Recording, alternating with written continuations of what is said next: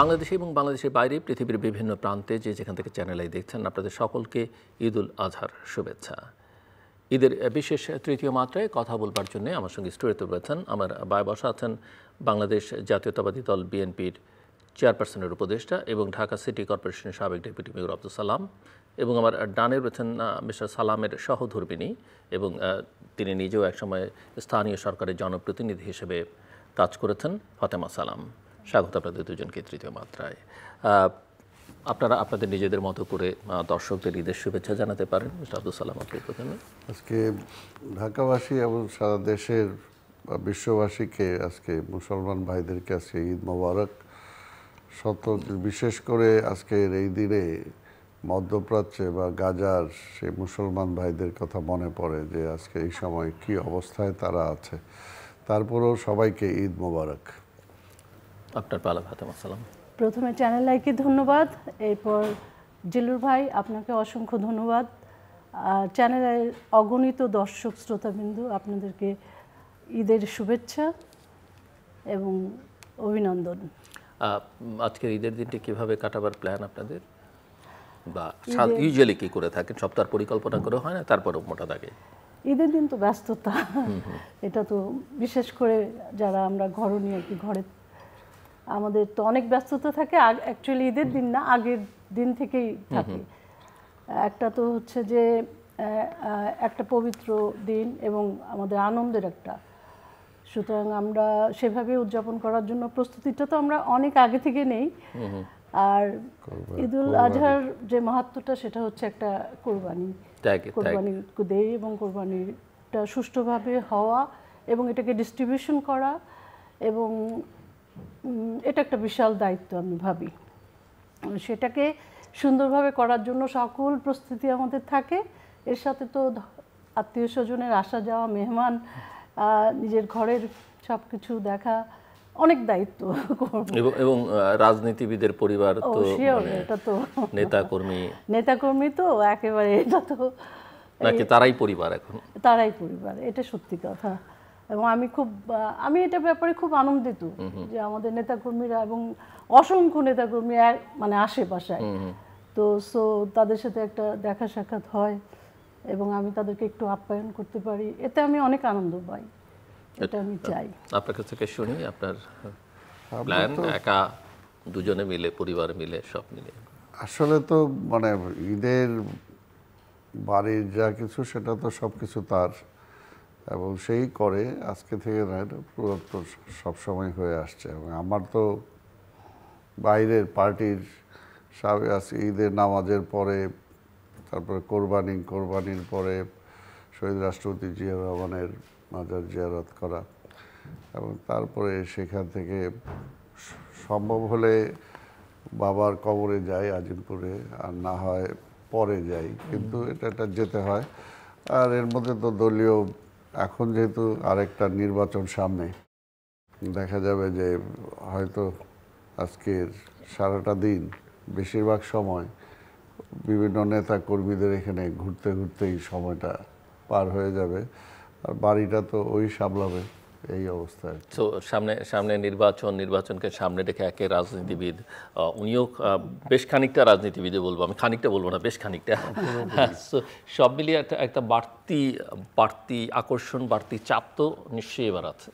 না, বাড়তি চাপ তো আছে এইবারেটা। হ্যাঁ, যেহেতু সামনে নির্বাচন, এবারেটা একটু বাড়তি, এবং বহু বছর পর একটা মুক্ত পরিবেশে, তুলনামূলক বিচারে মুক্ত। হ্যাঁ, এটা ঠিক যে আসলে বেশ কয়েক বছর তো গেল যেভাবে আসলে মুক্তভাবে যেভাবে করা ছিল সেভাবে করা সম্ভব হয় নাই।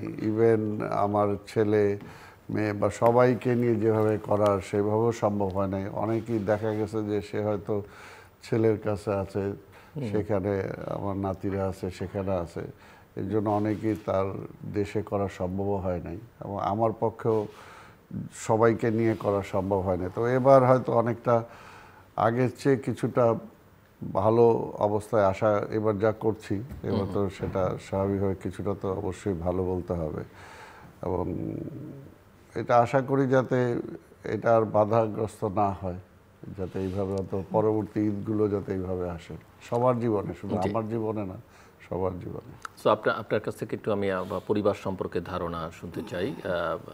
এটা কোর ফ্যামিলি, এক্সটেন্ডেড ফ্যামিলি। হ্যাঁ, ও যেটা বললো এটা কিন্তু খুবই সত্যি। আমরা বিগত দিনগুলোতে কিন্তু এইভাবে ঈদটা উদযাপন করতে পারিনি। বেশিরভাগ সময় ও যেটা বলছে এটা সত্যি, যে আমি হয়তো চলে গেছি বাচ্চাদের কাছে, নাতি নাতুর কাছে, আর আবার অনেক সময় ওকেও আমি লুকিয়ে টুকে নিয়ে চলে গেছি, যেহেতু এখানে কিছু করা যাচ্ছে না, সম্ভব না। তো এবারে এটা অনেক, আমি বলবো যে একদম মুক্ত পরিবেশে আমরা ভয়হীনভাবে, আমরা শঙ্কা নাই, ভয় নাই, ধরে পুলিশ কখন আসবে সেই ভয়টা নাই, এবং খুব আনন্দের সাথে আমরা আশা করছি আমরা উদযাপন করে যাব। আর আরেকটা হচ্ছে যে নেতাকর্মীরা আগে যেরকম খুব মানে প্রচুর আসতো, বাট সেখানে একটা জড়তা, একটা ভয়, একটা শঙ্কা ছিল। কিন্তু এখন এবারের ঈদে ওরাও সেরকম উচ্ছ্বাস নিয়ে মুক্ত বিহঙ্গের মতো ওরা আসছে, সেটাই আমি মানে দেখছি এবং আমি এনজয় করছি। জি, ছেলে মেয়েদের কথা শুনতে চাইছিলাম। ছেলে মেয়ে হচ্ছে যে, হ্যাঁ, আপনাদের তো বোধহয় দুজন। ইনশাআল্লাহ আমার একটা ছেলে একটা মেয়ে। তো ছেলে আসতেছে আমেরিকা থেকে, ও আমাদের সাথে ঈদ ও তো আমেরিকায় থাকে। জি, ও তো আমেরিকায় থাকে। আর ওর কি করছে ছেলে? ও আইটি ইঞ্জিনিয়ার, একটা কোম্পানিতে জব করছে। পুত্রবধূ ডক্টর। তো ওখানে ও প্রফেশনে এখন ঢুকছে, বাট ও ওখানকার ওই রেসিডেন্সিটা নেবার জন্য চেষ্টা করছে, বাট ওটা যদিও একটু টাফ আর কি। তো আমার দুটো টুইন নাতি আছে, দ্যাটস ওয়াই একটু মানে আমাকে ওখানে একটু সময় দিতে হয়। তো আমি ওদের সাথে যখন ঈদ করি বেশ আনন্দেই করি, বাট দেশকে খুব মিস করি। মানে দেশের আনন্দের মতো আনন্দ কখনোই প্রবাসে হয় না, সেটা তো হবে না, এটা হয় না। একেবারে খুব মানে মনটা অনেক সময় খারাপই হয়ে থাকে, যদিও নাতি নিয়ে ওদের সাথেই থাকি, বাট দেশকে আমি খুব মিস করি। দেশের ঈদ, দেশের আনন্দ, এর সাথে বোধহয় পৃথিবীর কোনো কিছু তুলনা হয় না। আর মেয়ে এখন এখানে আছে, আমার নাতি আছে একটা এখানে, ও ভালো আছে আল্লাহর রহমতে, সবাইকে নিয়ে আমাদের ঈদ। মেয়ে কিছু করছে এখন? না, মেয়ে একটা স্কুলে ছিল, বাট এখন করছে না কিছু, এখন করছে না। আমাদের ঈদটা আমি আশা করছি এবার আমাদের ঈদটা অনেক আনন্দময় হবে, আই হোপ সো। এটা পরিবেশটা অনেকটাই ম্যাটার। আপনি বোধহয় কিছু বলতে চাইছেন? না, আমি এইবারের ঈদটা অবশ্য আমার ওই যে বললো, আমার দুই নাতিকে খুব মিস করছি। কারণ আমি গত রোজার ঈদটা ওদের সাথে করেছি, সেখানে গিয়েছিলাম। ঈদের 2 দিন আগে গেছি, আবার ঈদের 2 দিন পরে চলে আসছি, কিন্তু তারপরও ওদের সাথে করতে। ওরা কি ইউএসএতে? তো হ্যাঁ, ওরা ইউএসএতে আছে। তো সেখানে গেলেও তো ওই পার্টির লোকজন, সেখানেও দলের লোকজন থাকে, ওই তাদের সাথেই সময়টা বেশি কাটে। তো তার মধ্যে যে নাতিদেরকে যে পাই, ওই সময়টুকুই ভালো লাগে, যেমন এখন খুবই মিস করতেছি। সো একটু আপনাদের গল্প শুনি আমরা। কে বলবেন, কে শুরু করবেন? বলেন। অনেক বছর আগে একবার এসেছিলেন ঈদের এই প্রোগ্রামে, অনেকে শুনেছে, কিন্তু দর্শক তো সবসময় পরিবর্তিত হতে থাকে, নতুন নতুন অনেক দর্শক যুক্ত হয়, অনেকে আসলে তো দেখতে দেখতে সময় চলে গেল। এখন তো অপেক্ষা করছি কবে মানে একেবারেই চলে যাব। Too early to say. মনে হয় আমরা আপনাদের জীবনের গল্প, যে আপনাদের দুজনের গল্পটা একটু আগে শুনতে চাই। দুজনে তো আমাদের আসলে আমাদের জীবনটা শুরু হয়েছে বলা চলে সেই ছাত্র জীবন থেকে একসাথে, যখন আমরা দুজনেই ছাত্র। মানে কোন লেভেলের ছাত্র? কোন লেভেলের মানে না, আমার ওর সাথে পরিচয় তো যখন আমি ইন্টারমিডিয়েট পড়ি, আর ওই স্কুল থেকে পাশ করে বা করবো, ওই সময় মোটামুটি কাছাকাছি চলে গেছে। হ্যাঁ, সেই সময়। তারপরে যখন আমি ইন্টারমিডিয়েট পাশ করে যখন ঢাকা কলেজের ডিগ্রির ছাত্র, তখন ও ইন্টারমিডিয়েট পরে, তখন ওই সময় থেকেই ওই সেটাও রাজনীতি করতে যেই সম্পর্ক, রাজনীতি করতে যেই ছাত্র রাজনীতির সাথে জড়িত ছিলাম। রাজনীতির মানে পাড়ার না, রাজনীতির পাড়া কেন্দ্রিক না, রাজনীতি না, পাড়া কেন্দ্রিক না, রাজনৈতিক নেতা কর্মী হিসাবেই সম্পর্ক। এবং সেই সম্পর্কেই আস্তে আস্তে মানে ভালোবাসা, এবং তারপরের থেকেই পারিবারিক জীবনে আসা থেকে যে দীর্ঘ সময়। এবং আসলে যেহেতু তো আমার জীবনটাই প্রণয় এবং পরিণয় এর মধ্যে কত বছর গেছে এই যাত্রা অনেক, শুরুতে? সেই মানে আমি বলছি না, আমি বলছি যে প্রেম পর্ব, তারপরে বিয়ে, তারপরে তো ওই পর্বটা কত দিনের, কত ওইটা বেশি সময় না, ওইটা বেশি 2 সময় বছরের যায় নাই, মতো, এর মধ্যেই অল্প সময় হলো। তারপরে আমরা বিয়ে খুব আর্লিতেই করেছি, অনেক early তখনও দুজনেই ছাত্র, সেই ছাত্রাবস্থায় করেছেন? জি, ছাত্রাবস্থায় করেছেন? ছাত্র অবস্থায়। আর দিনক্ষণ মনে আছে? হ্যাঁ, ওই সময় কত 77-এ 77-এ কত তারিখ? ও ছিল কত তারিখ? ডিসেম্বরে 22, তারিখটাও এই জন্য আসলে না ডিসেম্বরে 22 আমার মনে আছে। তো ডিসেম্বর ভাই হইলেও যে বিষয়টা হলো যে ধরেন আসলে তো ওইভাবে ঘটা করে বিয়ে করা সম্ভব হয় না। রাজনীতি সেই সময় বিরোধী দলের রাজনীতি করি, এবং স্বাভাবিকভাবে সেই সময় যে আমার যে পরিবার, সেই পরিবার থেকে চাইলে যেভাবে বিয়ে শাদী হয় ঘটা করে অন্যান্য যাদের হয়েছে, কিন্তু আমার পক্ষে ওই সময় মাথায় ছিল সেই প্রগতিশীল রাজনীতিবিদ চিন্তা, বিপ্লব করতে হবে, কাজেই বৈজ্ঞানিক সমাজতন্ত্র। হ্যাঁ, কাজেই বিপ্লব করতে হলে তো কোনোভাবেই ঘটা করে বিয়ে করা যাবে না, বা সেই ধরনের কোনো কিছু অনুষ্ঠান ওইগুলো দরকার নাই। দেখা যায় সেটা মনের দিক থেকে যে মানসিক যে বিষয়টা ছিল, সেই কারণেই দেখা গেছে শুধু কলমা পড়ে বিয়ে করা। এবং এটা যদিও পরবর্তী পর্যায়ে অন্যান্যদেরকে দেখে পরে আক্ষেপ হয়েছে যে নিজের কি করলাম, কি করলাম না, অর্থাৎ মনে হয়েছে যে রাজনীতিটা শুরু করলাম বা মুক্তিযুদ্ধ, অ্যাকচুয়ালি তো যুদ্ধের পরবর্তী সময় তো লাইফটা একদম হয়ে গেল। যুদ্ধের আগে তো একটা স্বপ্ন ছিল, রাজনীতির সম্পৃক্ত ছিলাম, দেশকে ভালোবাসতাম স্কুল থেকেই, কিন্তু তারপরও যখন নটরডেম কলেজের ফার্স্ট ইয়ারের ছাত্র আমি, তখনই তো যুদ্ধে যাই। কারণ নটরডেম কলেজে যখন ভর্তি হই তখন একটা ছিল যে ভালো পড়াশোনা করব, তারপরে বিশ্ববিদ্যালয়তে একটা ভালো ডিগ্রি নিব, ভালো একটা কিছু, এর মধ্যে রাজনীতি যতটুকু। কিন্তু যুদ্ধে যাওয়ার পরে আর যুদ্ধের থেকে ফিরে আসার পরে যে কমিটমেন্ট নিয়ে যুদ্ধে গেলাম, যে স্বপ্ন নিয়ে যুদ্ধে গেলাম, যখন যুদ্ধের পরে আর সেটার সাথে মিলাতে পারছিলাম না, তখন কিন্তু মানসিকভাবে স্বাভাবিকভাবে মনে হচ্ছে যে এর জন্য তো যুদ্ধ করি নাই, আর নিজের আরাম আয়েশের জন্য তো যুদ্ধ। অর্থাৎ অ্যাবসলিউটলি মুক্তিযুদ্ধের সময় আপনার বয়স কত? মুক্তিযুদ্ধের সময় আমার দাড়ি মুখ উঠে নেই, সে সময় নটরডেমের ফার্স্ট ইয়ারের ছাত্র আমি, 17 মাত্র স্কুল পাশ করে, মানে মতিঝিল সেন্ট্রাল গভর্নমেন্ট স্কুলের ছাত্র ছিলাম, পাশ করে নটরডেমে ভর্তি হলাম প্রথম। ওই সময় দাড়ি মুখ ঠিক মতো উঠে নেই, তো 17 হবে এরকম হবে। তো ওই সময় আমার লাইফটাই চেঞ্জ ওইখান থেকেই। এবং তারপরে তো এই রাজনীতি, ছাত্র রাজনীতি করতে যে এইটা করা যাবে না, এটা করা যাবে না, অর্থাৎ অল্প বয়সেই বুড়ো হয়ে যাওয়া একটা আদর্শকে। এবং আমি এখনও যেটা মনে করি যে আমি অন্তত এই পর্যায়েও অন্তত যে যাই বলুক, আমি অন্তত ধরে রাখার চেষ্টা করছি আমার সেই আদর্শটা। আমি এখনও রাজনীতিতে মনে করি যে আমি আমার যেটা শুরু করছিলাম আমি এখনো সেটা তো ধরে রেখেছেন, আপনার বয়সও ধরে রেখেছেন, you are still too young. কি বলেন আপনি? হ্যাঁ হ্যাঁ শিওর, ঠিক আছে না? ও মনের দিক থেকে অনেক যুবক।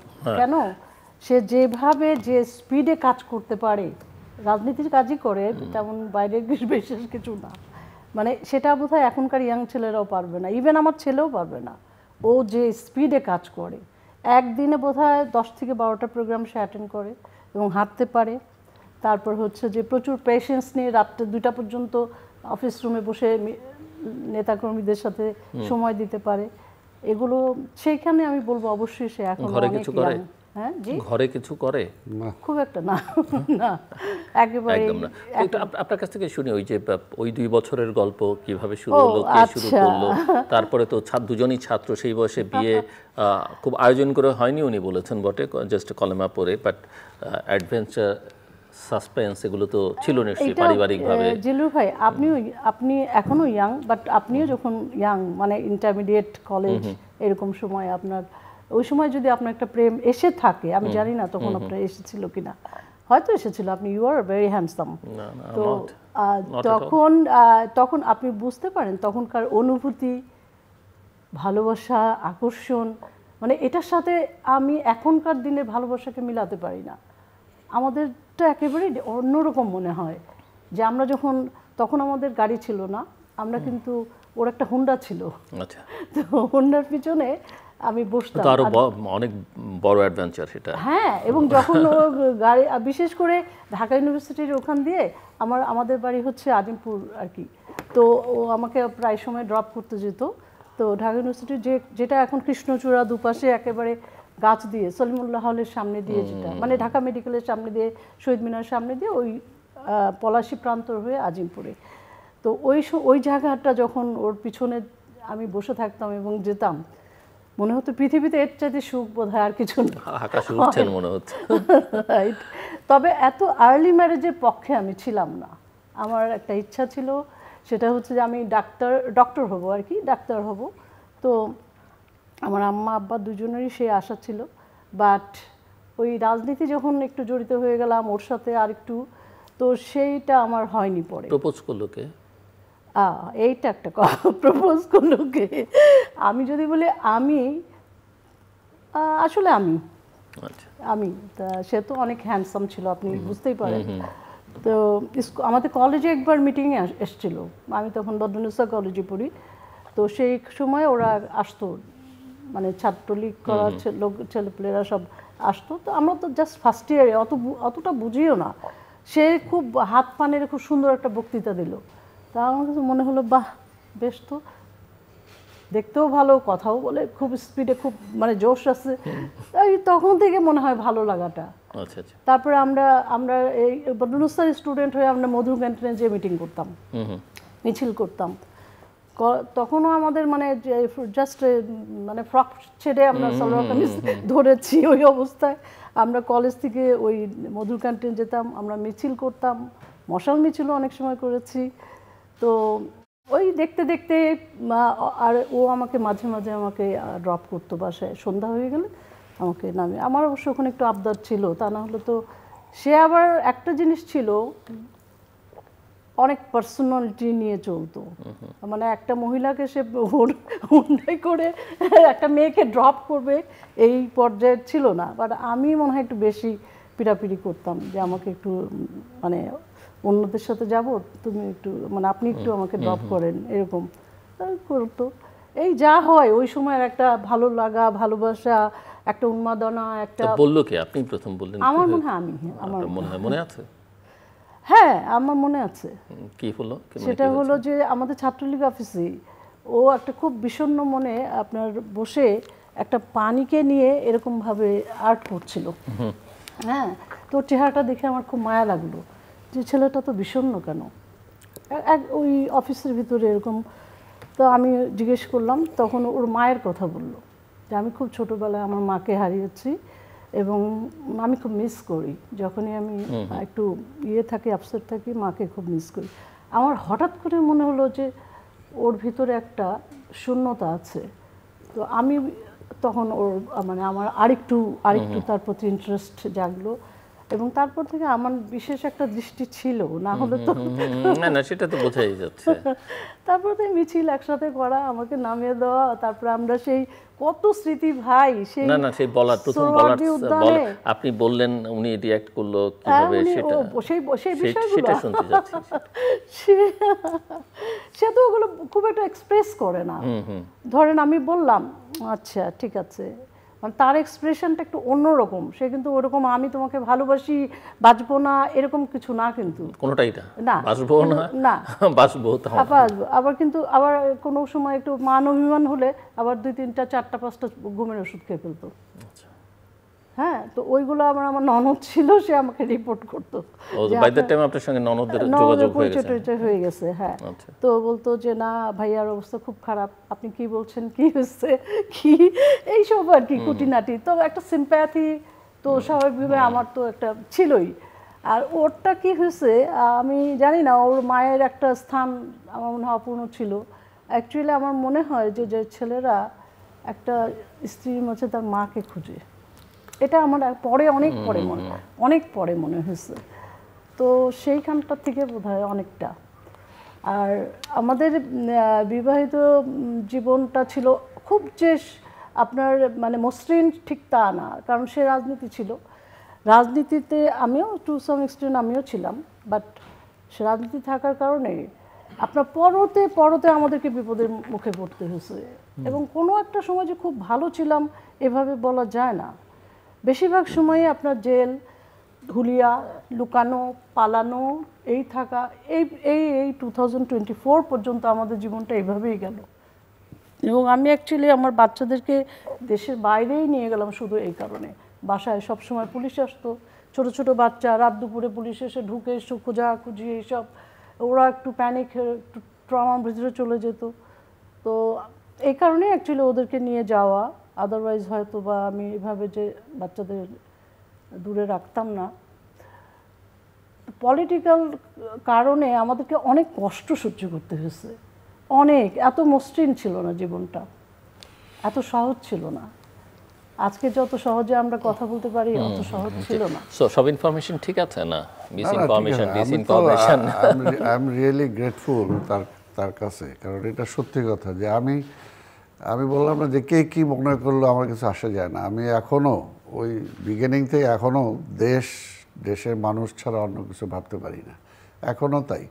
এবং সেই কারণে টোটাল বার্ডেন, আমি বিয়েটাও করেছি তাকে, যখন আমাদের সম্পর্ক হয় আমি ওই চিন্তা করি যে সে বুঝবে, যেহেতু পলিটিক্সে আছে সে বুঝবে, কাজে কষ্ট হোক যাই হোক। যেমন বললাম না যে এই যে বাচ্চাদেরকে নিয়ে সে চলে গেছে, আমাকেও বলছে যে তোমাকে যাইতে হবে, কিন্তু সে জানে যে আমি যাব না। আবার হয়তো আমাকে নিয়েও গেছে কিন্তু আমি থাকিনি, আমি চলে আসছি।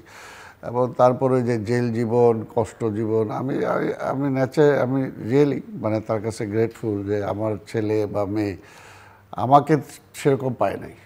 মানে অ্যাকচুয়ালি সেই তাদেরকে পড়াশোনা থেকে শুরু করে বড় করা, যতটুকু দায়িত্ব সবটুকু সেই বহন করছে। এবং সেখানে স্টিল মানে আমার ছেলে বা মেয়ের কাছে আমি এখন পর্যন্ত গিল্টি। তারা মনে করে যে আমি তাদেরকে সময় দেই নাই, এবং গিল্টি মনে করলেও আমার কিছু করার নাই। অসম্ভব ভালোবাসে না, তবুও অনেক ভালো, আমার চেয়ে বেশি ভালোবাসে। না, তবুও তাদের সেই অপূর্ণতা, ফাদার হিসেবে যে সময়টা তারা চেয়েছে সেই সময়টা তো আমাকে পায় না। এমনিতেই যে অল্প বয়সে বিয়েটা করলেন, মানে কোনো রকমের ঝামেলা টামেলা পারিবারিক বা না, এই সম্পর্কের মধ্যে কোনো ভিলেন টিলেন ছিল না? না, সেটাও ছিল না। কারণ আশা শুধু ভিলেন কেন বললেন? আর তো অন্য পক্ষ সেটাই, মানে দুই দিক থেকেই ও বুঝাইতে চাইতেছে যে মেয়েটা, কিন্তু আমার প্রচুর অ্যাডমায়ারার ছিল, সেগুলো থাকতে পারে, কিন্তু আমার আসলে ওই বললাম না যে আমি ওই চিন্তাটাই খুব করতাম না। তার সাথে ইউর সময় তো এই কমিটমেন্ট এটাই ছিল, রাজনীতি করব। রাজনীতি করছে যে চড়াই উতরাই, পারিবারিক কোনো সমস্যা না, পারিবারিক সমস্যা না। যেহেতু ও আমার বাসায় একদম ওই সম্পর্ক হওয়ার পরে থেকেই রেগুলারই আসা যাওয়া করছে, পরিবারও জানে যে আমাদের আছে, কাজে ওইখানে কোনো সমস্যা তার বাসায়ও না, আমার বাসায়ও না। বরঞ্চ ওই অনুষ্ঠান বা আদার্স কিছু যে ওইভাবে করি নাই, সেটা নিয়ে অনেকের অনেক ক্ষোভ আছে বা খেদ আছে। কিন্তু তখন ওই যে মনে করতাম যে না, বাংলাদেশের যে অর্থনীতি, বাংলাদেশের বর্তমান যে অবস্থা, এই অবস্থায় ঘটা করে কিছু করা উচিত না। মানে এই কারণে অনেক কিছু হয় নাই। বা নিজের ব্যক্তি জীবন, এটা ব্যাপার মাঝে মাঝে তার সাথে খুব একটা আমার হতো না, কিন্তু যে অর্থাৎ ব্যক্তি জীবনে কিছু করছি না, এইটা একটা আক্ষেপ যে হ্যাঁ আমি চাইলেই পারি, কিন্তু এটা আমার এখনও নাই। যা আছে মানে বাবারও না ঠিক, দাদার আমলের যা আছে সেটাই আমি মনে করি যে আমার একটা পরিবারের জন্য যথেষ্ট হচ্ছে বেশি। তো এই কারণে কখনো সেই দিকে খুব একটা খেয়াল হয় নাই। তবে এমনি আছি, আমার ছেলে মেয়ে দুজনই খুব লাভলি, এবং এখন তো ছেলেও চায়, এতদিন আগেও চাইছে, কিন্তু আমি নিজেই রিস্ক ফিল করতাম পলিটিক্স করতে চাই, এখন সে চায়। আমি বলি ঠিক আছে, আসো, দেখা যাক। এই অবস্থা চলছে আর কি, দেখা যাক কি হয়। আপনি বলছিলেন যে আমি ভিলেনের কথা প্রসঙ্গে অন্য দিক থেকে ছিল, মানে আপনার সমস্যা হয়েছে কিছু? শুধু আপনি ভিলেন বললেন, কিন্তু আরেকজনের কি ছিল? কি ছিল একটু বলেন। বহু ঘটনা। তাতে আপনাকে প্রতিকূল অবস্থার মধ্যে পড়তে হয়েছে কিনা? না, নট রিয়েলি, বা জ্বালা যন্ত্রণার মধ্যে? না, প্রথম দিকে মোটে নট রিয়েলি, বাট ছিল, পরে ঘটে বেশি, আগে হয় না কিছু। আচ্ছা, হ্যাঁ, এটা ইটস ওকে, এটাই জীবন, আমাদের জীবন এভাবেই চলছে, ভালো চলছে ইনশাল্লাহ। ছেলে মেয়ে আমাদের, আমরা শুধু ছেলে মেয়ে সংসার নিয়ে আমরা থাকি না, আমাদের একটা বিরাট জগৎ আছে। এখানে এটা অবশ্যই যেটা বলতে যে আসলে ওর পলিটিক্যাল যে ওর ইটা ছিল, অ্যারিনা ছিল, আসলে আমার এদিকে বেশি সময় দেওয়ার কারণে ওরটা মানে অফ হয়ে গেছে। সেও হয়তো আরো অনেক বড় কিছু হইতে পারতো, ইভেন তার পড়াশোনা বা তার লেখা, সে ভালো লিখে, ইভেন ভালো, আমি মনে করি যে অনেকে বলে যে আমি ভালো বক্তব্য দেয়, আমার চেয়ে ভালো বক্তব্য সে দেয়। তো সেগুলো হয়তো ওই আমার কারণে তার স্যাক্রিফাইস করতে হয়েছে বা সেটা হয় নাই। এটার জন্য একেবারে যে খেদ হয় না সেটাও না, হয়, কিন্তু এটাই লাইফ। না, আমার খুব একটা ইয়া নাই, বিশ্বাস করেন যে আমি রাজনীতি করতাম এক সময়, আমি তো কমিশনার ছিলাম, আপনি জানেন, একবার না আমি 3 বার ছিলাম, কিন্তু সেই 85 থেকে। তো হ্যাঁ, আমি হয়তোবা আমি ডেসপারেট হলে যে আমার সংসার এসব দরকার নেই, আমি আমার মানে ডেস্টিনেশন হচ্ছে আমি রাজনীতি করব এবং সেখানে আমি সাকসেস হব বা দেশের জন্য একটা অবদান রাখতে, সেভাবে একটা পর্যায়ে আমার মনে হচ্ছে যে না, এটা একসাথে দুজন করলে আমাদের ফ্যামিলি, বাচ্চা কাচ্চা, এগুলো ঠিকঠাক কিছুই হবে না। তখন থেকে আমি একটু দূরে সরে আসছি। বাট আমি তো আছি অলমোস্ট, ওর সাথে থাকা মানেই তো রাজনীতিতে থাকা। আমাকে তো রাত 2টা পর্যন্ত জেগে বসে থাকতে হয়, আমাকেও সব নেতাকর্মীর সাথে কথা বলতে হয়। নেতাকর্মীরা যখন আসে তখন তো ধরেন ওকে না পেলে আমার সাথে কথা বলে, প্রবলেম যেগুলো হয় সেগুলো তারা আমাকে, আপনি প্রক্সি দিতে পারেন। হ্যাঁ নিশ্চয়ই, তা তো পারি, আমি তো সেটা করি, আগে থেকেই করি, এখনো করছি। তো যেটা হচ্ছে আমার দিক থেকে কিন্তু কোনো আমার ডিসস্যাটিসফ্যাকশন নাই যে আমি কেন এটা হতে পারলাম না, আমি কেন রাজনীতিতে তো আমি অনেক ভালো করতে পারতাম, এরকম এই বিষয়টা নিয়ে আমার ভিতরে কোনো রকম কোনো খেদ বা দুঃখ বা কষ্ট আমার ভিতরে নেই, একেবারেই নেই। এমনি ঝক্কি ঝামেলার কথা বলছিলেন, বা এই সময়টা কত বছরের বৈবাহিক জীবন আমাদের? শুনবেন, আপনি বিশ্বাস করবেন না, আমি সত্যি কথা যদি বলি আপনি না না, কেন বিশ্বাস করবেন না, বলেন, সত্যি কথা বলে আপনি বিশ্বাসযোগ্য করে বললেই হবে। প্রায় 48 ইয়ার্স আমরা, দেখলেই তো মনেই হয় না। আর 2 বছর পরে আমাদের 58 বড় বিগ সেলিব্রেশন। হ্যাঁ, অবশ্যই হওয়া উচিত। তো ওই আর্লি ম্যারেজ, তো ওর তো তখন খুবই কম বয়স, আমারও তো সেম, তো আমাদের বাচ্চাও হয়ে গেছে একটু তাড়াতাড়ি, সেজন্য আমাদের ছেলেমেয়েরা যখন মানে 3rd 4th গ্রেডে পড়ে তখন আমাদের ফ্রেন্ডদের সব বিয়ে হচ্ছে। তো আমরা কত আগে বিয়ে করেছি, বাট হচ্ছে কি যে ওই কারণে যখন সম্পর্ক হয়ে গেল, এবং আমি কিন্তু এটা বিলিভ করি এবং করতাম তাই, যে কারণে আমি ছাত্র রাজনীতি ছেড়ে দিলাম।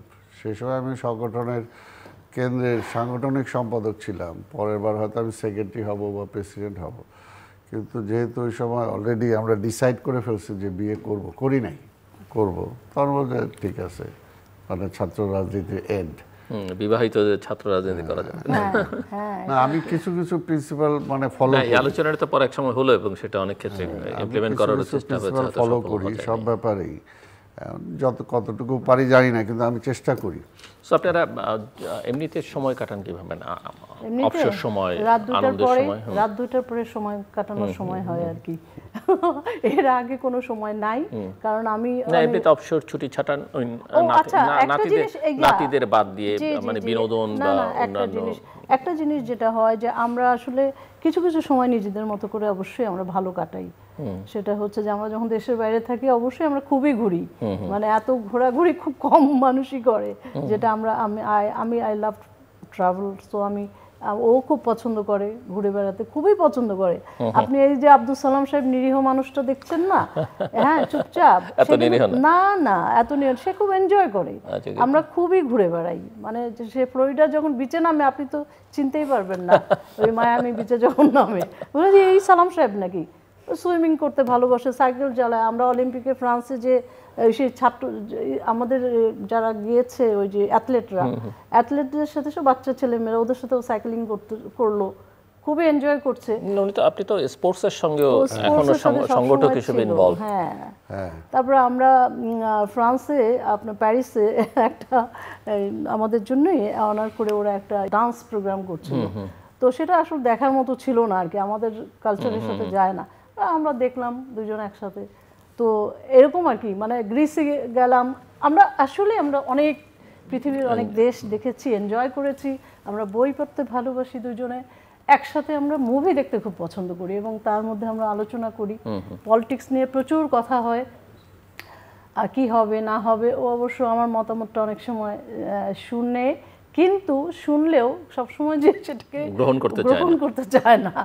কিন্তু আমরা এটা নিয়ে ডিসকাস করি, আমাদের ভিতরেই করি। তো সব মিলিয়ে মানে উনিও যতটা ওইরকম সাদামাটা মানুষ মনে হয় তা না, সে এনজয় করে, সবই করে। কিন্তু ওকে হচ্ছে যে আপনার, সে নিজে থেকে কখনো বলবে না যে আমার এটা যেতে ইচ্ছা করছে, এটা সেটা চলো যাই। ওগুলো হচ্ছে আমাকে করতে হবে, মানে আমি সব ম্যানেজ করবো, আচ্ছা চলো যাই বেড়াই। এমনি মানুষ হিসেবে কেমন? মানুষ হিসেবে তো অসাধারণ। এটা তো কিছু ত্রুটি বিচ্যুতির কথাও যদি আমরা শুনি, হ্যাঁ, যেটা নিয়ে পরে আপনাদের ঝগড়া হতে পারে। ত্রুটি বিচ্যুতি তো আছেই, মানুষ তো আর ফেরেশতা না, কিছু কিছু তো থাকবেই। বাট আমি বলবো যে বলা যাবে কোনটা শুনতে চান, যেটা আপনি বলতে চান, যেটা না দুটাই শুনি না, অসুবিধা কিছু। পলিটিশিয়ানদের একটু শুনলাম। আচ্ছা আচ্ছা, ভালো হচ্ছে যে প্রতিপক্ষের হাতে কিছু অস্ত্র তুলে দেন, বউ বলেছে টেলিভিশনে। রাইট। আচ্ছা, ভালোটা আগে বলি। হ্যাঁ বলেন। ভালোটা হচ্ছে যে সে একটা অসাধারণ মানুষ, অত্যন্ত সজ্জন যাকে বলে আর কি। আর রাজনীতিবিদ হিসেবে এত পেশেন্স আমি কোনো নেতার মধ্যে দেখি নাই, আমার চোখে পড়ে নাই, এত ধৈর্য নিয়ে রাজনীতি করা। এবং সে হচ্ছে জনগণের নেতা বলে না অনেক সময়, যেমন মাওলানা ভাসানীকে কি বলা হতো, জনগণের নেতা। ঠিক ওই টাইপের একটা নেতা সে, মানে তার মধ্যে কোনো ভেদাভেদ নাই, সব ধরনের নেতাকর্মীর সাথে সে সময় দিতে পারে এবং অসম্ভব ধৈর্যের সাথে রাজনীতি পরিবেশ পরিস্থিতিকে সে ট্যাকল করতে পারে। এই ধৈর্য এবং এই সততা, এটা আমার মনে হয় না আমি কারোর মধ্যে দেখি এখনকার সময়। মানুষ হিসেবে অসাধারণ ভালো মানুষ, কখনো মিথ্যা কথা বলে না, এই কখনো কারো দুর্নাম করে না।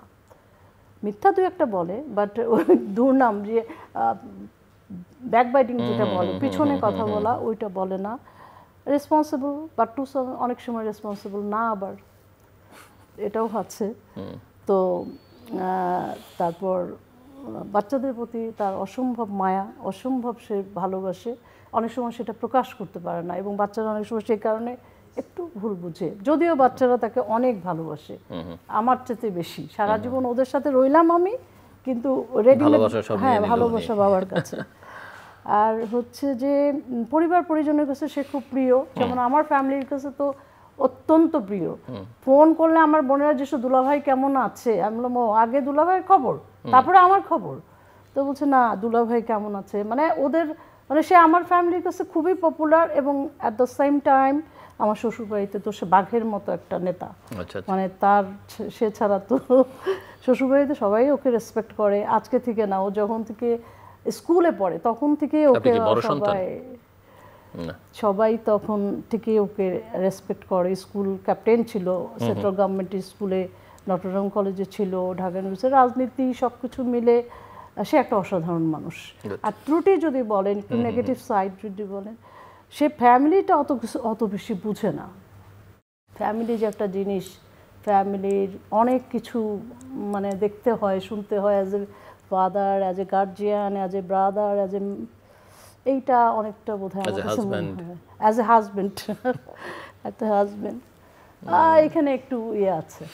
আপনি কিছু বলবেন? সাহস টাহস করে না, আমি এগ্রিড না, আমরা সাহসের অনেক প্রশংসা করলাম, সাহস টাহস করে কিছু বলবেন কিনা? সাহস মানে কি বললাম, এটা আমি এগ্রি করি, সে যেগুলো বললো সবই ঠিক আছে, এটা তো ঠিক। আমি নিজেই বলে গেছি, আত্মপক্ষ সমর্থন করছি আমি।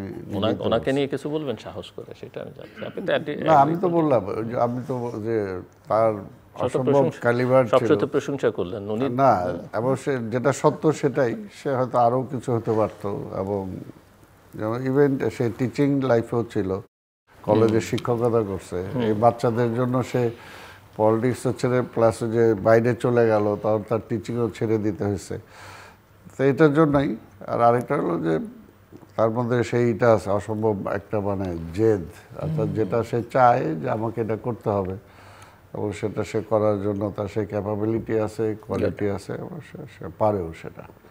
এবং আমি তো বললামই তো প্রথমে যে আমি তো বিয়ে করছি ওই কারণেই, যে যাতে আমার অভাব আমার সন্তানরা ফিল না করে। বাবা মা দুইটাই যখন উনি কোনো অভিযোগ করেন আপনি তখন বলেন আমি বিয়ে করেছিলাম তো এই কারণেই। হ্যাঁ হ্যাঁ, এইটা কিন্তু তার একটা অস্ত্র, একদম ঠিক হ্যাঁ ধরেছেন বলি আপনি। একদম ঠিক। কিন্তু 19 বছর 20, 21, 22 বছর বিয়ে করলে তখন বোধহয় ওইটা বুঝে বিয়ে করে। বলেন। না না, আমি তো বললামই আমার একদম এটা শোনেন, আমি তো আমার ম্যাক্সিমাম জীবন কাটাই ফেলছি, এবং আমি আমার এখন যে কোনো জায়গায় পলিটিক্যাল লাইফে বা আদার সব জায়গায় বলি যে আমি আর আমাকে চেঞ্জ করতে চাই না। আমি ভেরি বিগিনিং যেটাতে শুরু করছি, এখন তো এন্ডের পর জায়গায় চলে যাচ্ছি। আমরা অনুষ্ঠানের একেবারে শেষের দিকে চলে কাজে এসেছি। আমার মধ্যে আমি চেঞ্জ করতে চাই না, আমি ওইভাবেই মানে চলে যেতে চাই। ঈদের অনুষ্ঠান এখানে যারা আসে বা তাদের কিছু না কিছু পারফর্ম করতে হয় ঈদের সময় দর্শকদের আজকে কোনো কিছুটা আনন্দ দেওয়ার জন্য। সো দুজন কে শুরু করবেন?